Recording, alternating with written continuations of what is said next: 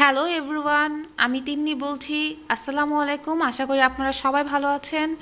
আজকে আপনাদের সাথে যে রেসিপি নিয়ে এসেছি সেই রেসিপিটি হলো কিভাবে গ্যাসের চুলায় আপনারা প্যানকেক তৈরি করতে পারবেন।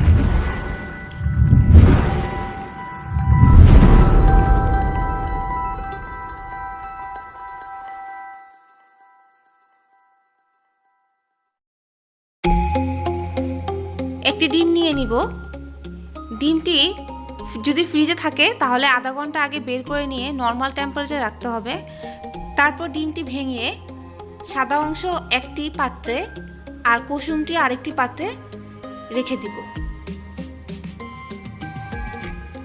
এর মধ্যে 2 টেবিল চামচ তরল দুধ নিয়ে নিব। দুধটাকে নর্মাল টেম্পারেচারে রেখে দিয়েছিলাম, তাহলে মিক্সটা ভালো হবে। এখন হাফ চামচের একটু কম ভ্যানিলা এসেন্স দিয়ে দিব। সবগুলো উপকরণ একত্রে মিশিয়ে নিব ভালো করে চামচের সাহায্যে। আপনারা চাইলে বিটার দিয়েও বিট করে নিতে পারেন। হাফ কাপ ময়দা নিয়ে নিলাম, আপনারা চাইলে 1 কাপ ময়দা নিয়ে নিতে পারেন। এরপর অল্প অল্প করে চামচের সাহায্যে ময়দাটা মিশ্রণের মধ্যে দিয়ে দিব। হাফ কাপ ময়দা দেওয়ার পরে মিশ্রণটা ভালোভাবে মিশিয়ে নিব। চামচের সাহায্যে ভালো করে মিশিয়ে নিব। সম্পূর্ণ ময়দা ভালোভাবে মিক্সড হওয়ার পর হাফ চামচ বেকিং পাউডার দিয়ে নিব। দিয়ে ভালোভাবে সবগুলো একসাথে মিক্সড করে নিব।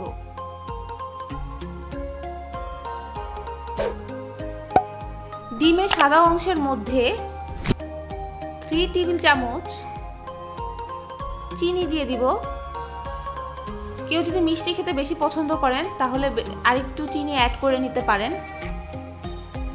এখন ডিম আর ডিমের সাদা অংশ আর চিনি ভালোভাবে মিশিয়ে নিব। 5 থেকে 6 মিনিট ডিমের সাদা অংশটি ভালো করে বিট করে নেওয়ার পর এর মধ্যে সামান্য পরিমাণ স্বাদমতো লবণ দিয়ে নিব।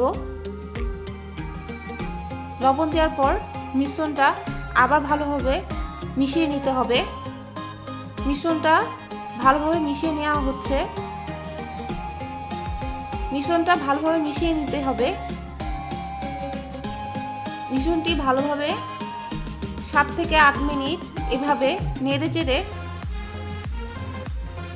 মিশ্রণটি তৈরি করে নিতে হবে।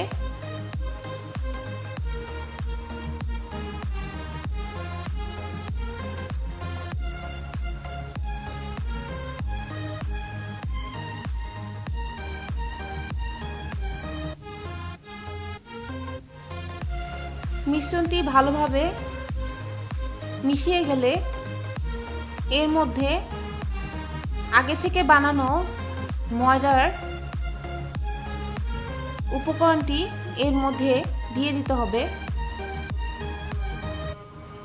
অল্প অল্প করে দিয়ে দিতে হবে।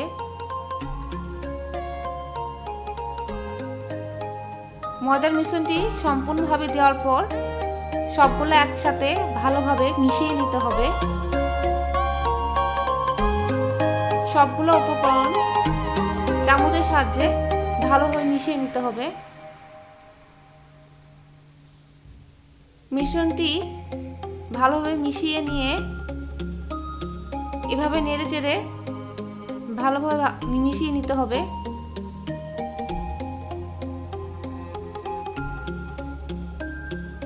মিশ্রণটি ভালোভাবে মিশানো হয়ে গেছে।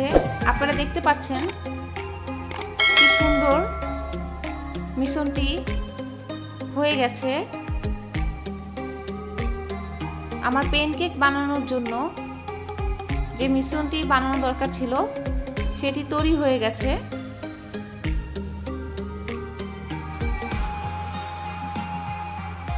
আপনারা দেখতে পাচ্ছেন যে আমার মিশ্রণটি যেটা আমি তৈরি করে নিয়েছি সেটি খুব বেশি পাতলাও না খুব বেশি ঘনও না, একটা খুবই স্মুথ এবং থকথকে ভাব। এখন বুঝতে হবে যে আমার মিশ্রণটি হয়ে গেছে। একটি ফ্রাই প্যান নিয়ে নিলাম। ফ্রাই প্যানে 2 টেবিল চামচ অয়েল দিলাম। এই অয়েলটা আমি টিস্যু দিয়ে সম্পূর্ণ ফ্রাই প্যানে চারিদিকে ছড়িয়ে দিব।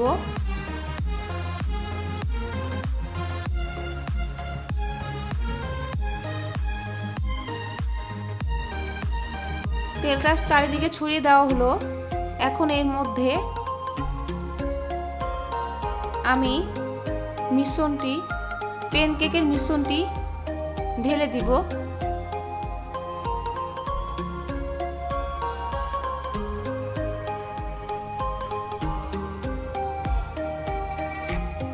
এখন ঢাকনা দিয়ে ঢেকে দিব। 5 মিনিট পর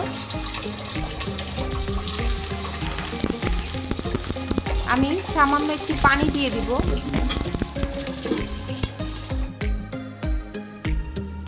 এখন অন্য পাশটি উল্টিয়ে দিব।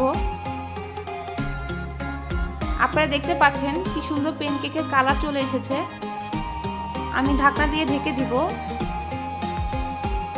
এখন অন্য পাশ হয়ে গেছে, দেখতে পাচ্ছেন অন্য পাশও হয়ে গেছে। এখন আমি প্যানকেকটি তুলে ফেলবো।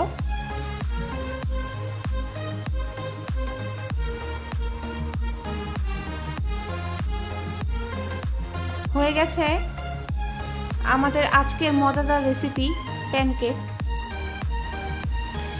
হ্যালো ভিউয়ার্স, যদি আমার এই রেসিপিটি আপনাদের ভালো লেগে থাকে তাহলে লাইক করুন, শেয়ার করুন আপনার ফ্রেন্ড এন্ড ফ্যামিলির সাথে। আজকের মতো আপনাদের কাছে বিদায় নিলাম। আল্লাহ হাফেজ।